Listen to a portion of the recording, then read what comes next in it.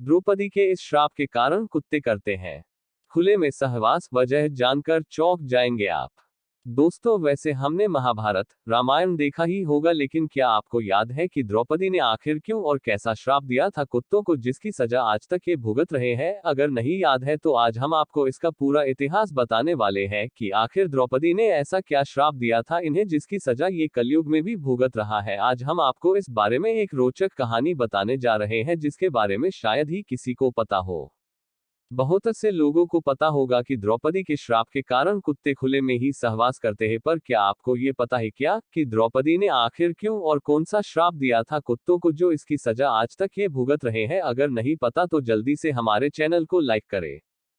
तो आज हम आपको इसका पूरा इतिहास बताने वाले हैं कि आखिर द्रौपदी ने ऐसा क्या श्राप दिया था इन्हें, जिसकी सजा कुत्ते कलयुग में भी भुगत रहे हैं। आज हम आपको इस बारे में रोचक कहानी बताने जा रहे हैं, जिसके बारे में शायद बहुत ज्यादा लोगों को पता हो। टीवी पर आपने महाभारत तो देखी ही होगी, अगर नहीं भी देखी तो हम आपको पूर्ण महाभारत बता दें कि आज की ये कहानी इसी महाभारत में से है। कहानी की शुरुआत द्रौपदी विवाह से होती है। अर्जुन द्रौपदी से विवाह कर उन्हें अपने घर लाए तो मां कुंती ने अनजाने में यह कह दिया था कि जो भी वो लाया है उसे सभी भाई बराबर में बांटकर उसका उपयोग करेंगे, और इसी वजह से पांचों भाइयों को द्रौपदी से विवाह करना पड़ा था। दरअसल हकीकत सत्य से कई ज्यादा है, और जो आज हम आपको बताएंगे वैसे आपको बता दें कि यह सब भगवान महादेव का रचा हुआ खेल था। आपको बता दें कि द्रौपदी ने भगवान शिव की पूजा करके उनसे वरदान मांगा था कि उन्हें बल, बुद्धि, कौशल, शौर्य और नैतिकता में परिपूर्ण वर प्राप्त हो, लेकिन द्वापरयुग में ऐसा संभव नहीं हो सका। हर किसी न किसी व्यक्ति में कुछ न कुछ कमी होती थी, और इसी वजह से द्रौपदी को ये सारे गुण उनके अलग अलग पतियों में मिले, और इसी कारण उन्हें 5 पांडवों से शादी करनी पड़ी थी।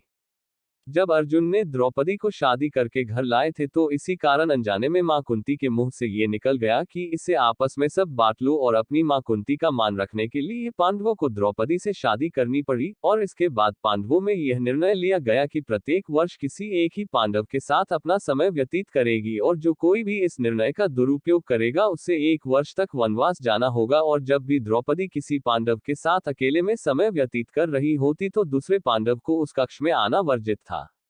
इसी दौरान एक ऐसी घटना घटित हो जिसकी वजह से कुत्ते को यह श्राप मिला कि सहवास करते समय उनको पूरी दुनिया देखेगी।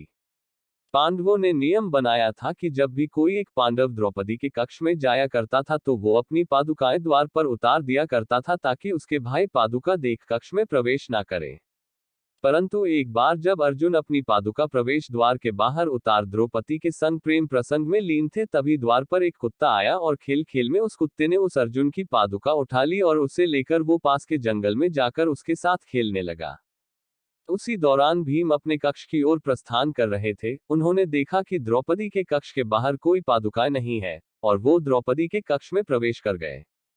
इस तरह से भीम को अपने कक्ष में देखकर काफी द्रौपदी शर्मिंदा हो गई, और बहुत ही क्रोधित होते हुए उसने भीम से कहा कि उसने कक्ष में प्रवेश कैसे किया जबकि अर्जुन उनके कक्ष में है। इस पर भीम ने बताया कि बाहर कोई पादुका द्वार पर नहीं रखी है।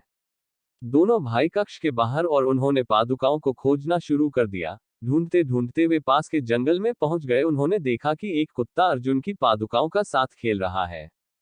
द्रौपदी इस बात से बहुत ही लज्जित महसूस कर रही थी और उतनी ही क्रोधित भी थी, तो उसने क्रोध में आकर कुत्तों को यह श्राप दे दिया कि जैसे आज मुझे भीम ने सहवास करते देखा है, उसी तरह तुम्हें सारी दुनिया सहवास करते देखेगी। तभी से माना जाता है कि कुत्ते सहवास करते समय लोक लज्जा की चिंता नहीं किया करते हैं।